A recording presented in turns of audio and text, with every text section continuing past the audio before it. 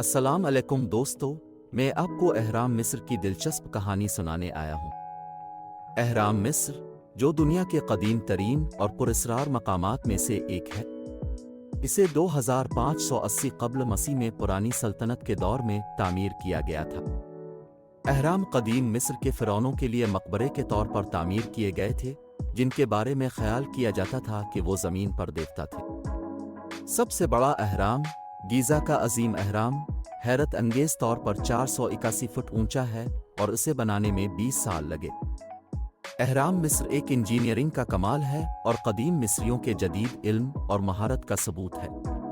اہرام 4 بنیادی سمتوں شمال، جنوب، مشرق اور مغرب کے ساتھ بالکل منسلک ہیں اور ناقابل یقین حد تک درستگی کے ساتھ بنائے گئے ہیں۔